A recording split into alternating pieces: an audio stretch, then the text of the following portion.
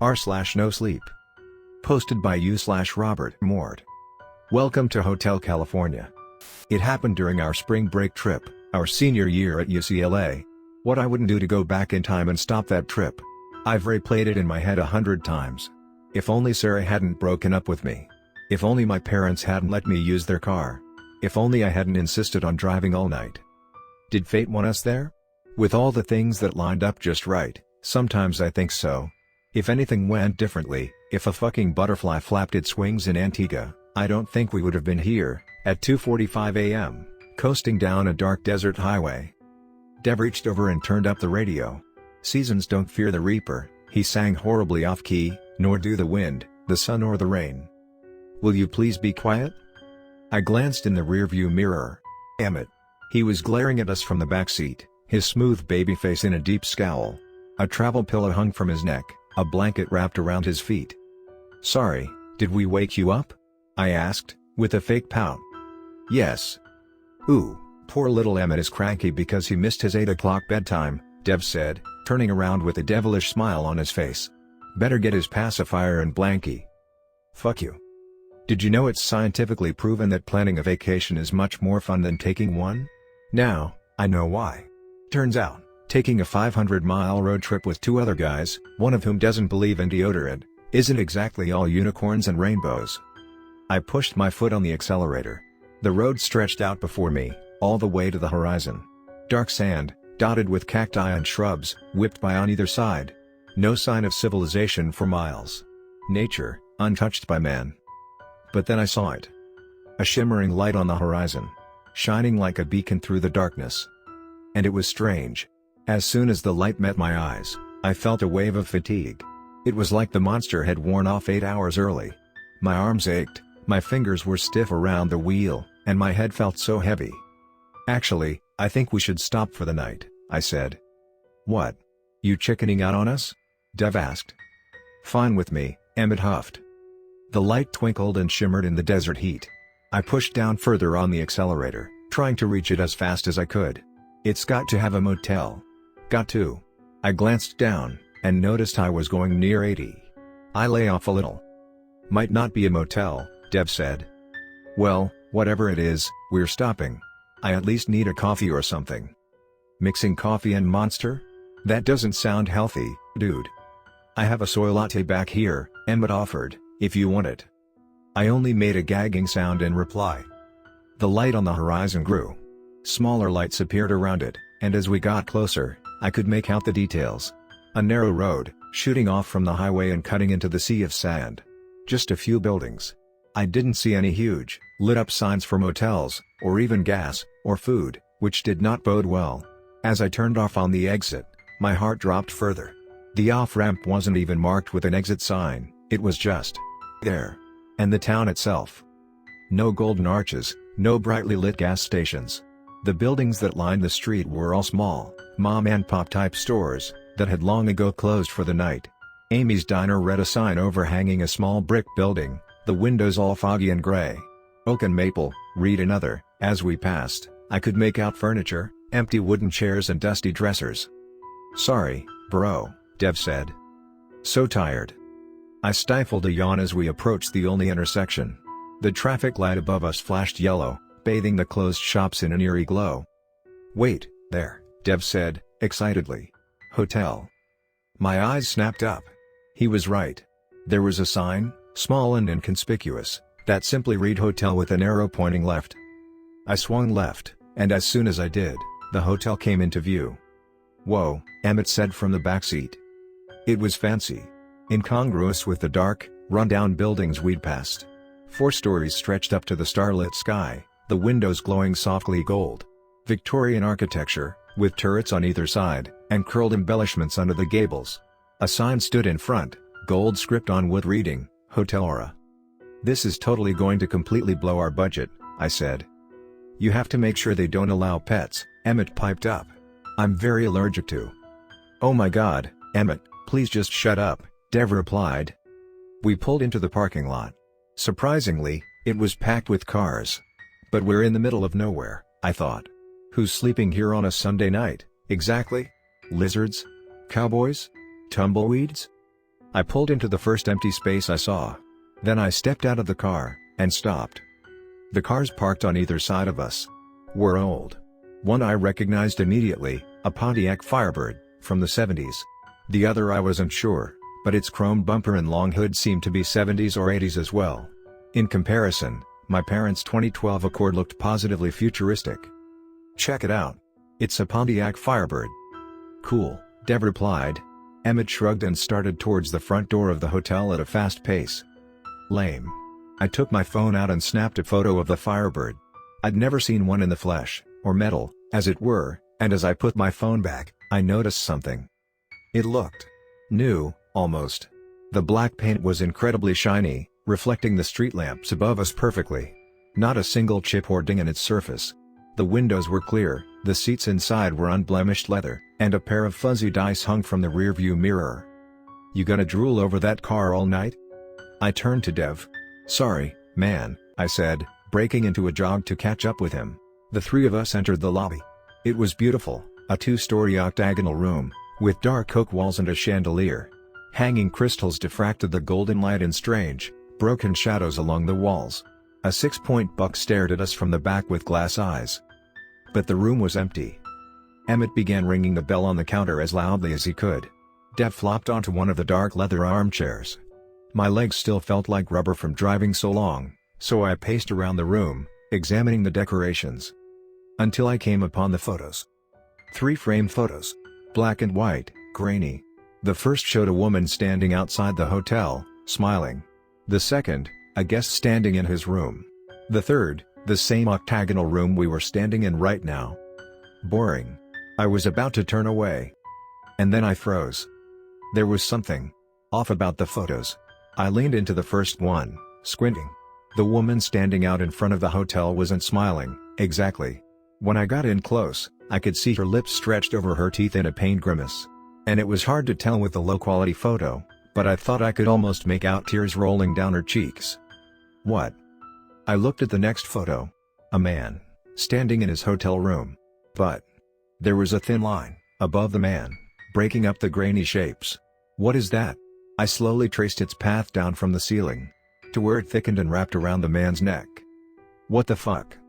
Matt. I jumped. Come on, Dev said, clapping me on the back. We got a room. Only $99. That's a steal for a place like this. But I turned back to the photos. But there was nothing wrong with them. The woman, she was smiling. The man, he was just standing in his room, no news to be found. I rubbed my eyes, squinted, and stared at the grainy shades of gray. What? Dev asked. Nothing, I muttered. Man, I really did need some sleep. I followed Dev through the doorway at the back of the room on shaky legs.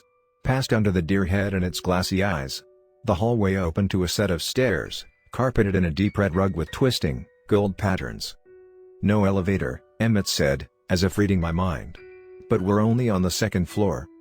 We climbed the set of stairs and entered a dimly lit hallway. Too dimly lit, really, to be functional. The only light came from brass sconces between the doors, filled with a sort of fake firelight that flickered and danced. Old-style gold lettering was screwed to each closed door, but sometimes the letters hung slightly askew. Here we are, Emmett said. He reached into his pocket and pulled out, I kid you not, a real metal key. It slid into the lock with a satisfying ching, and then we were inside. The room itself was nothing out of the ordinary. Small, with 2 beds set in white linen and a nightstand between them. A small bathroom sat off to the right, and thick red curtains hung over the only window. Out of curiosity, I walked over and peered out. Our room faced the hotel's courtyard area, not a true courtyard, as one side was open to the parking lot, and there was a nice little area with patio chairs and manicured shrubs. Even a fountain, water dripping softly from a concrete statue into a rectangular little pool. Drip, drip, drip. I sat down on the bed closer to the window with a sigh. I pulled out my phone, 3:02 a.m. Somehow I'd expected it to be a whole lot later than that. What's the Wi-Fi password? I asked. No Wi-Fi, Dev replied. What? No Wi-Fi? No wonder it's only $99. Emmett rolled his eyes at me. You know, it wouldn't hurt to be offline for 5 seconds. Read a book or something. I raised an eyebrow at him. I haven't read a book since high school. Engineers, he muttered. Come on, it's not so bad, Dev said, pulling the covers up to his chin. Let's go to sleep, huh? That's what we came for, isn't it? Okay. I rolled away from Dev, and clicked out the light. If only we knew what was going to happen that night, sleep would have been the last thing on our minds. I woke up with a start. For a second, I thought I was back in my dorm room. But then the unfamiliar gray shapes came into view, and the memories of the strange hotel flooded back. I glanced over to Dev, and froze. The bed was empty. I sat up, looked over at Emmett's bed. His, too, was empty, the sheets all tangled in a lump, which was totally unlike him. My feet hit the floor. I checked the bathroom, then swung the door open into the hallway. Dev? Dev grabbed my arm and pushed me back into the hotel room. As soon as I was inside, both of them rushed in behind me. Emmett slid the deadbolt. Dev panted like he'd just run a mile. What are you guys doing? I whispered. We got locked out, Dev started. The power went out, so my white noise machine went off, and that always wakes. Nobody fucking cares. Matt, there's someone out there. Dev stepped away from the door, glancing at it like someone might burst through at any moment. We tried calling the front desk but the phones are out too. So we were going to the front desk and then we saw him. There is someone just standing there, in the middle of the fucking hallway, like a psychopath. Or, like another guest wanting to get to the front desk? I offered. Emmett snickered. Dev crossed his arms. Okay. Fine. You guys laugh. He crossed the room and began tossing his clothes into his bag. I say we get the fuck out of here before whatever that is murders us. I reached up to the deadbolt, then wrapped my hand around the doorknob. Before Dev could stop me, I pulled the door open, and stuck my head out into the hallway. Dev was right. There was a figure, standing in the middle of the hallway, completely still. Except it wasn't a psychopath, it was a woman. An incredibly beautiful woman. Her face was illuminated only by the flickering candle in her hands. A soft, oval face with delicate features and dark eyes. Her blonde hair shone in the light, falling down her shoulders, nearly to her waist. When she saw me, she smiled. You fucking idiot, I shouted back into the room. You want to see what you were so afraid of? Dev looked at me with a blank expression. I opened the door and stepped into the hallway. Hey there, I said. She was standing in the exact same place as I last saw her. But now, she was turned directly away from me. Your power's out, too? I started, lamely. She didn't reply. I stepped towards her. The candlelight danced across the walls. Her hair blew, softly, glinting gold in the light. She was quite tall, and thin, wearing a white dress that reached the floor. A nightgown of some kind. Though odd for her to just come out in that. Hey, are you okay? I asked. She slowly lifted her arm out in response, and curled her finger slowly, in a come-hither motion. Huh. Curiosity piqued, I picked up my pace towards her. When I got within 2 steps of her, she started to slowly turn around. I froze. Every ounce of blood drained out of me. She didn't have a face. Blank skin stretched over the contours of her face. Over the sunken sockets where her eyes should be. Over the hollows of her cheeks, straight down to her chin, no mouth. An arm grabbed me. Tight. I screamed as Emmett dragged me back, faster than I thought he could run. In seconds I was on the floor of our room, still screaming like a baby, as the deadbolt clicked back into place. A hand slapped my cheek. Hard. And then Dev's face appeared above mine. Be quiet, you fucking idiot. They hear you. And now, in the silence, I could hear it. Footsteps. Not just one set of them, many.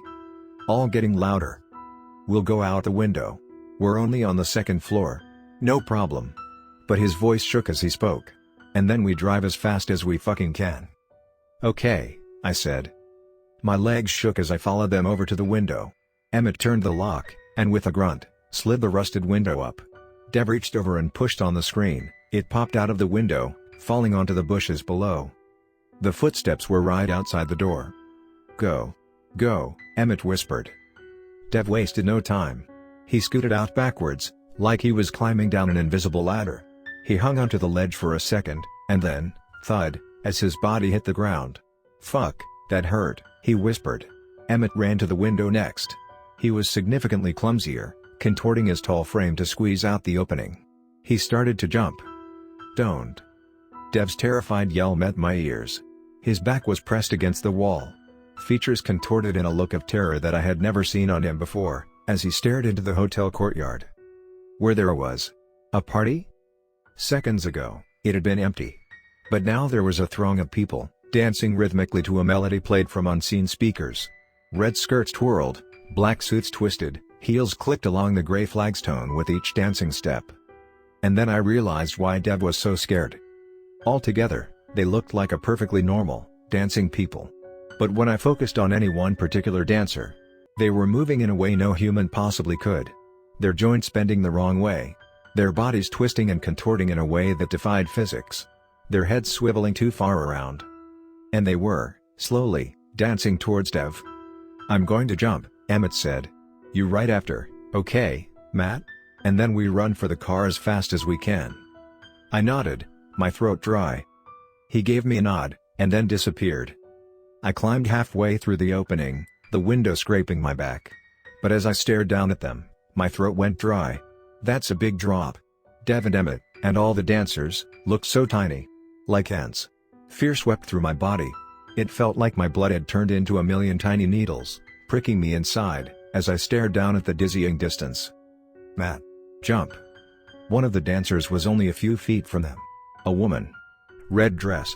Dark hair flowing out behind her. Her neck bent at an unnatural angle. She twisted and contorted her body with the melody, her head flopping with each movement that made my stomach churn. "She's going to get them.